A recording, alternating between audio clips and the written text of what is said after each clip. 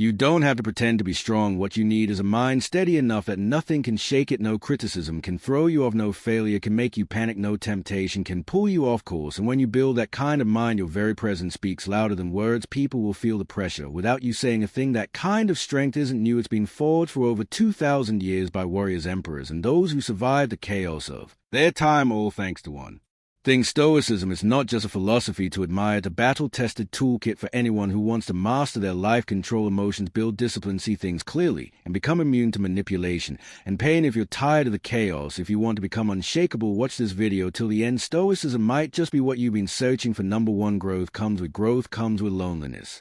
Loneliness. Do you want a mind so powerful it makes others uneasy? Then brace yourself. The first thing you'll feel is a loneliness so intense it takes your breath away, not because you've done anything wrong, but because for the first time you're doing what's right for you. You stop playing along with what everyone else accepts without question. You no longer fake excitement at empty social events. You start questioning what you used to follow blindly, and from that moment on, you're no longer normal. The world won't like it. The clearer your vision gets, the more it unsettles others. Every choice you make shines a light on what they've been avoiding. When you quit smoking, they feel judged. When you stay quiet while others gossip, they call you distant. But the truth is, you're not doing anything to them. You've just stopped wanting to be liked. To be honest, aren't you tired of performing or pretending to care about things that don't touch your soul? Or smiling when you feel empty? You're not cold, you're just done being a background character in someone else's emotional drama. Marcus Aurelius once wrote, "To live a good life, we have the potential for it if we can learn to be indifferent to what makes no difference." A good life isn't measured by how many people surround you, but by how free you are from things that don't matter. And what truly scares people is this: when you stop chasing meaningless noise, you show them just how loud their own distractions are. From here on out, you will have to master one of the hardest skills of all: walking alone without losing your way. No one teaches you how to do that. No school hands out a manual for staying awake while the rest of the world sleeps. But here's the truth: a strong mind isn't forged through applause, but in moments where no one understands you and you still don't fold. Picture this: you're standing in a dimly lit room, no phone, no voices, no distractions, just you and your rawest thoughts. Can you handle that silence, or will you scramble to fill it, to escape, to drown it out with noise? Because if you can't sit alone with yourself, you'll always be a hostage to crowd. And if you always need a crowd to feel whole, you'll never be strong enough to become who you really are. Emily Dickinson lived in silence, but her words echo through centuries. Nikola Tesla spent most of his life in isolation, but his ideas shaped the modern world. They didn't blend in, they stepped away, and in that solitude they found razor-sharp clarity. Are you willing to pay that price tonight? Just once, turn everything off, lock your door, sit down and write. What are you avoiding? What questions are you afraid to ask yourself? Why do you need so many people to feel like you matter? The answers won't come right away, but in that space something stronger will begin to grow inside you. And remember, loneliness isn't the punishment, it's the place where reconstruction begins. It's a battlefield where your mind learns not to break. Once you can stand in silence and not with everything else, judgment, rejection, failure becomes just background noise. And when you rise from that silence with a mind that can't be shaken, the world will look at you differently. Not with admiration, but with caution, because they'll know you're no longer dependent, no longer easy to manipulate. And a mind like that, it makes people uncomfortable. Are you ready? Because the next lesson is even harder. When you change, the same people who once applauded you may be the first to walk away, and you'll need to stand tall when they do. Number 2, your change will threaten others. When you start to change, even in small ways, like thinking differently, speaking more thoughtfully, turning down pointless drinking sessions, or sharing more thoughtful perspectives, it can be enough to make people around you uncomfortable, not because you've done something wrong, but because your growth, however subtle, acts like a mirror reflecting their own stagnation. And people by instinct don't like looking into mirrors that show them something they are not proud of. You might have felt this before. You start reading more, trying out minimalism, or stop complaining and begin taking responsibility for your choices. You expect support, maybe even excitement, but instead you hear half-joking comments like, "Getting too deep for us, sir." "Oh, since when did you get all philosophical?" Or worse, you get silence and disinterest when you share something meaningful. It's not that you're wrong, it's that you're making them confront themselves. Mental growth, especially when it's real, is quiet but powerful. It's like turning on a light in a dark room. The light doesn't say anything, but suddenly everything becomes visible. And if someone's grown comfortable in the dark, that light can feel harsh. Social psychology has a name for this groupthink. It's the mechanism that keeps everyone aligned on the surface to preserve a sense of safety. In a group used to complaining, the first person to go quiet and look for solutions is labeled weird, distant, or even dangerous, not because they are wrong, but because they disrupt the old order. And all evolution by nature is a threat to what no longer serves us. Ever wonder why Socrates was sentenced to death? It wasn't really because he was corrupting the youth of Athens, as the charges claimed. It was because He forced society to face its delusions, its blind beliefs, and lazy thinking. He didn't kill anyone, didn't steal anything, but through his questions he made people think, and that alone terrified those in power. The same happened with Malcolm X when he shifted his message. From black nationalism to a broader humanist vision, he wasn't just hated by the system, he was seen as a traitor by his own allies. Sometimes growth makes you a threat to your old tribe, so here's the real question. Have you ever held back your growth just to keep others comfortable? How many times have you shrunk yourself to stay safe in someone else's approval? Here's the truth. Most people won't tell you the ones you try to please today might be the first to abandon you when things fall apart, but the inner strength you build, even if it's lonely, is what will save you. Don't shrink back just because others aren't ready to move forward. No one grows without leaving some shadows behind. And if you're feeling lonely in your growth, remember what Marcus Aurelius said. The object of life is not to be on the side of the majority, but to escape finding oneself in the ranks of the insane. What should you do when others feel uncomfortable with your growth? Don't over-explain, don't beg for understanding, stay quiet and keep going. Real change doesn't need validation, it speaks through results. And inner peace is a simple practice. Write down 3 things you're changing and 3 negative reactions you've received, and ask yourself, if I went back to who I was, would I respect myself more? The answer is usually clear. A strong mind isn't one that avoids resistance, it's one that keeps going despite it. Not everyone is ready for the new, but if you are, stop asking for permission. Just move. If this resonates with you, share one change you're making in the comments. Sometimes it only takes one person speaking up for others to find the courage to be real. And if you're ready to build an unshakable mind, subscribe. We've got a long road ahead, and it's worth every step. Let go of needing approval.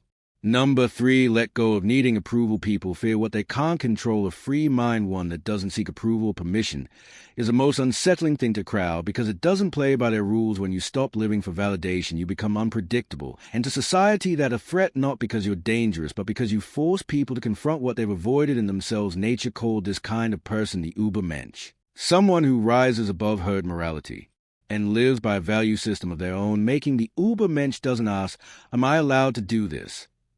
But instead, is this worthy of me? Just as a climber doesn't ask directions from someone sitting in the valley, a truly strong person doesn't wait for approval before making a move. They've left behind the land of acceptable to enter the territory of authentic. Have you ever stopped doing something just because someone disapproved, deleted a post because you thought no one will care? The question isn't how often you censor yourself, it's whose life are you living when your need for recognition drives your behavior. You're no longer at the wheel, you're just a puppet dressed up as an independent mind. Stoic philosophy teaches, if you want to improve, be content to be thought foolish and stupid. Growth demand the courage to look wrong. That's the price of freedom. The less you need approval, the more you're able to do what's right. But society resists this because if you prove it possible to stand alone, others will have to face the truth that they are not. Mediocrity doesn't need weapons, it just needs consensus. It uses pitying glances, practical advice, and quiet mockery to pull you back down, not because people hate you, but because your confidence makes them feel small. In nature called this slave morality, a system where the weak reframe their failures as virtues. When you're strong, they call you cold. When you're independent, they say you're selfish. But you weren't born to please everyone. Galileo was condemned for saying the earth revolves around the sun, a truth that lacked popular approval.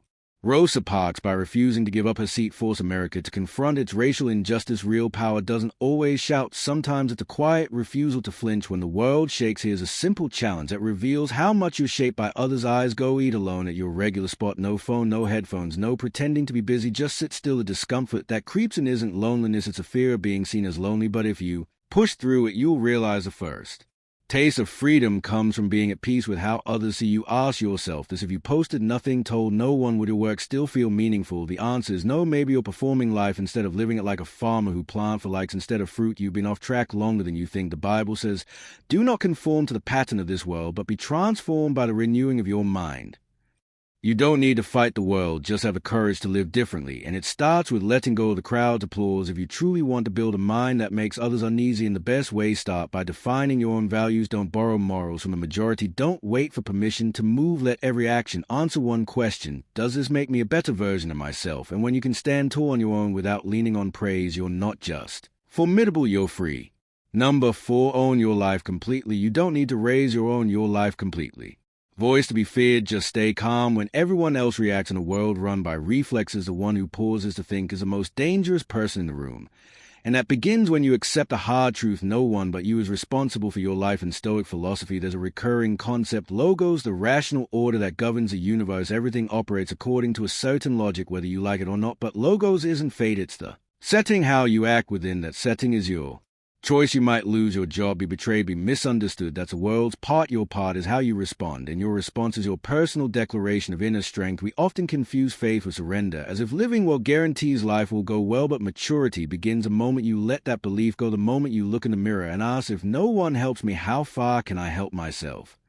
That moment when you stop looking outward for reasons and start taking control of what's within, that's when you truly grow strong. When nature said God is dead, he wasn't cheering for atheism, he wasn't celebrating, he was warning. He threw a bomb into humanity's moral foundation, saying that from now on there's no guide, no scapegoat, no will of God, no fate, no higher power to define right and wrong for you. You're steering the ship, and you're also the only one to blame when it hits the rocks. It's a lonely truth, but it's pure power. Jean-Paul Sartre took it further. Man is condemned to be free. It sounds like a paradox. How can freedom, the thing we crave, be a sentence? Because without God, without destiny, without an instruction manual for life, every decision becomes critical, and no one else can take the fall for it. But you can't blame your parents, society, or music. Circumstances. Freedom is a burden. You have a right to rewrite your story, but you also lose a right to complain if the ending sucks. If that feels heavy, good, it's opposed to that's the price of real freedom.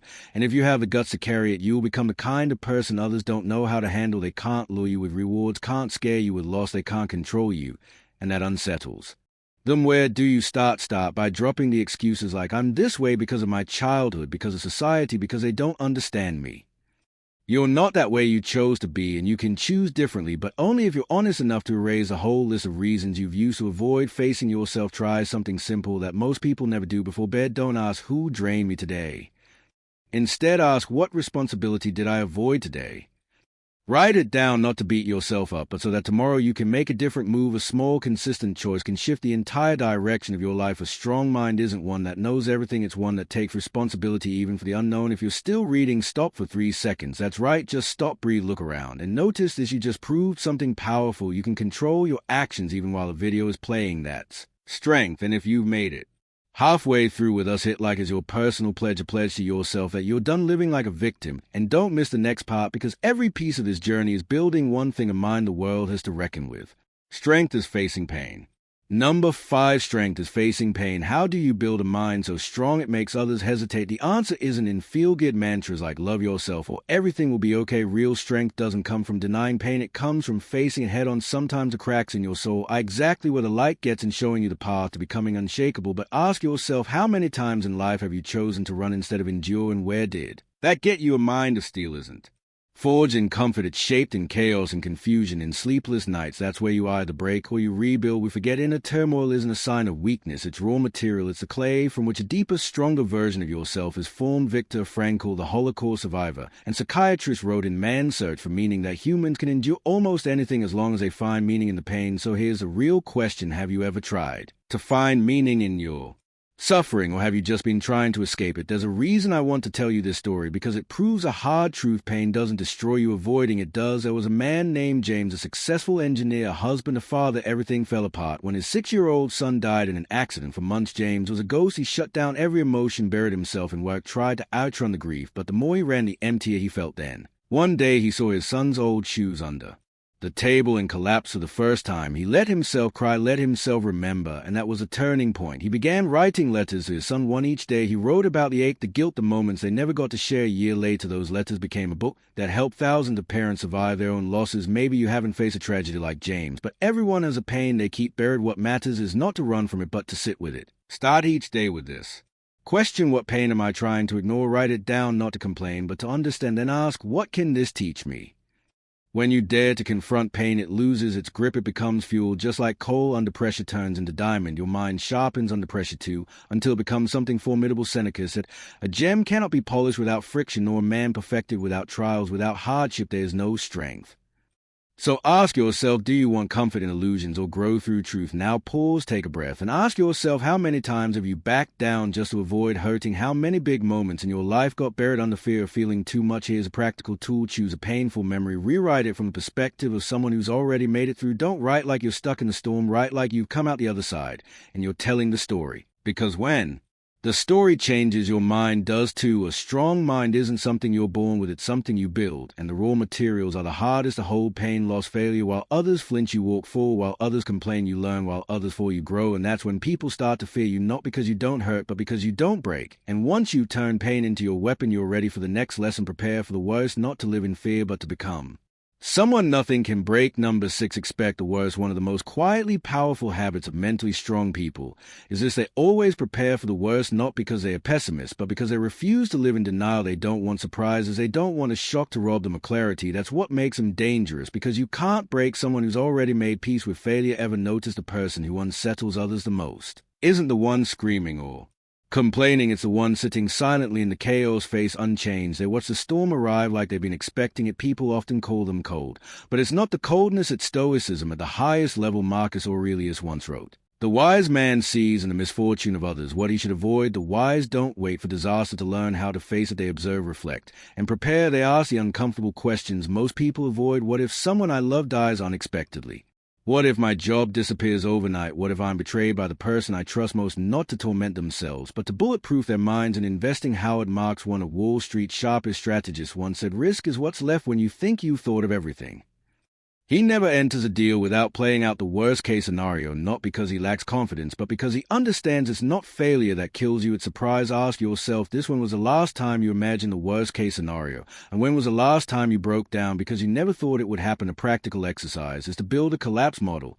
At the end of each week, pick one area of your life, like love, health, finances, and write down the worst thing that could realistically happen in that space in detail, no filters, and write how you would respond. What's your backup plan? Who can you lean on? Then put your phone down, listen to your heartbeat. If you're still breathing normally, not flinching, you're getting closer to being unshakable. People don't fear you because you're rich or smart. They fear how you can't be rattled. They fear seeing you face loss and not fall apart. Fear you for being prepared for what they don't even dare to imagine. Your calm exposes their fragility. Have you ever watched Mike Tyson walk into the ring? No trash talk, no smiles. His face was almost blank, like the fight had already played out in his mind 100 times before. Tyson didn't just beat opponent with muscle, but with calculated numbness forged in poverty, abuse, and having nothing to lose. Preparing for the worst doesn't make you cold, it makes you immune to paralysis. Most people avoid thinking about pain because they fear you. Open the door, let it sit at your table, and ask, what are you carrying?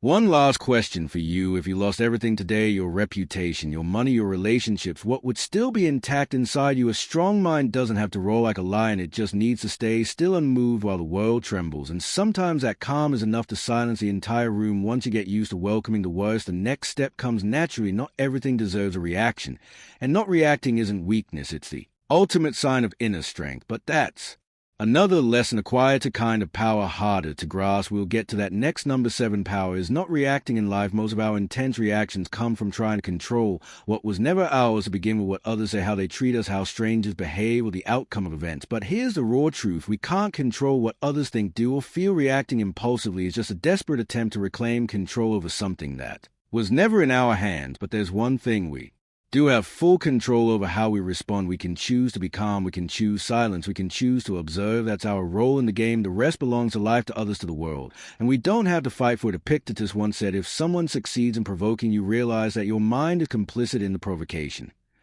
When you lose your temper, you've handed over your mind to someone else, and the scariest part, they don't have to do much, a single comment, a look, and you're already gone. Non-reaction is a strength, to accept that not everything is worth your peace. You don't have to always have the last word. You don't have to win every argument, because a real winner is the one who walks away without needing to defeat anyone. Listen to this story not because it's dramatic, but because you might see yourself in it. And sometimes watching someone else live through a lesson can wake you up even more. Andrew is a high school teacher, is not wealthy, not powerful, but his students respect him. His colleagues admire him, not because he's strict, but because he's unshakable. One day, a student's parents stormed into the school demanding Andrew be fired for discrimination. They shouted at him in the hallway loud enough for entire classrooms to hear. Andrew said nothing, he just listened, silently, eyes fixed on the parent. When they finally stopped, not because they calmed down, but because they ran out of steam, Andrew simply said, I understand you're worried about your child. I'll file a report with the principal as per protocol. He didn't explain himself, he didn't fight back, yet the entire school leadership stood by him because no one could believe that someone so composed could be unfair. His stillness said everything. It reflected the overreaction back on the other person. This is a shift. Non-reaction isn't tolerance. It's a quiet stance of someone who knows the value of stability. Like a building that doesn't shake in a mild quake, you just know it's solid. And if you're Wondering where to start begins small or pointless. Argument online, someone cutting in line, a rude comment. Don't reply, don't speak, just watch yourself in that moment. Don't react, let your silence become a mirror so others can hear their own noise. Nietzsche once said, he who fights with monsters should be careful lest he thereby become a monster. When you react the way others want, you give them the power to shape your character. They pull your strings, and you mistake it for making choices. A dangerous part is you won't even notice it right away because reactivity always feels righteous, like you're defending truth, honor, or justice. But really you're just getting pulled into a game where the rules aren't yours. You think you're in control, but you're being led from feeling to action. A strong mind isn't one that wins debates. It's one that doesn't need them. It doesn't raise its voice to prove anything because it knows its worth isn't up for debate. When you stop reacting, you start living by your own standards. That's when no one can manipulate you with their words, their looks, or even their silence. If you're ready to build a mind so steady it makes others pause, not because you threaten, but because you don't waver, drop a comment, silence is power, and start living like nothing can pull you out of yourself, because that's how you become someone others both respect and fear without ever raising your voice. Number 8, critical thinking is the sharpest weapon. Powerful mind possess a weapon that no one can take away, a sharp, independent spirit that refuses to submit in the fight against the mediocrity of modern life, lazy thinking, shallow public opinion,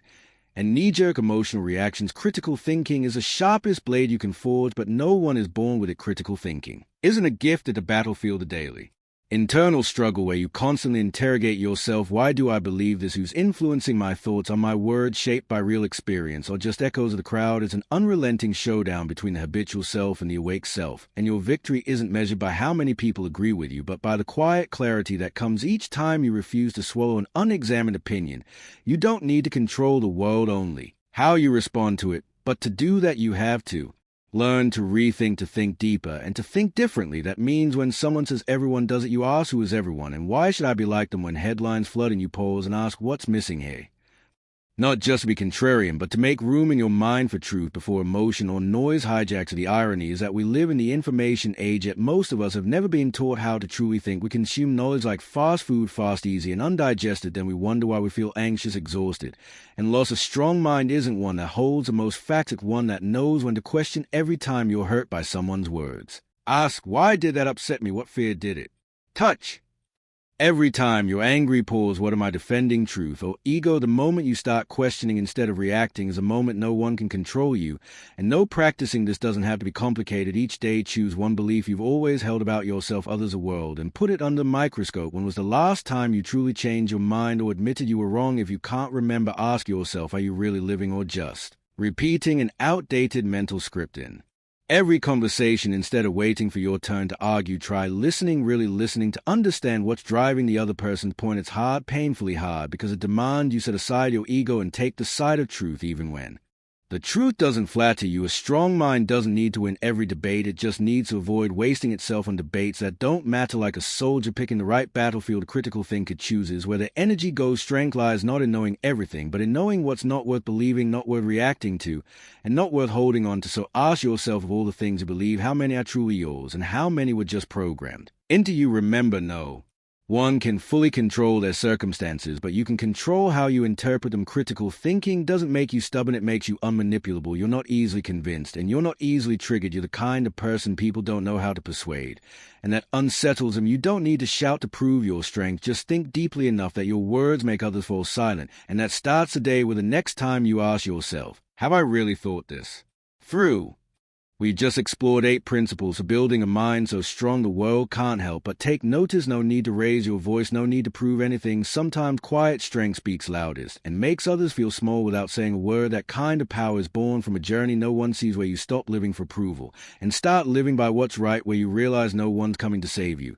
And that's the best thing that could ever happen, where you stop running from loneliness and finally sit down for an honest conversation with yourself. A formidable mind doesn't dominate others. It simply can't be controlled. It chooses what to think, when to stay silent, and how to act with intention. In an age where everyone's reacting, the rare few who pause to think are the ones who stand out. That rarity is power. If you found this video valuable and haven't hit like yet, do it now. Leave a comment. I'd love to know what part of this made you stop and think. Share it with someone you care about. This might be exactly what they need.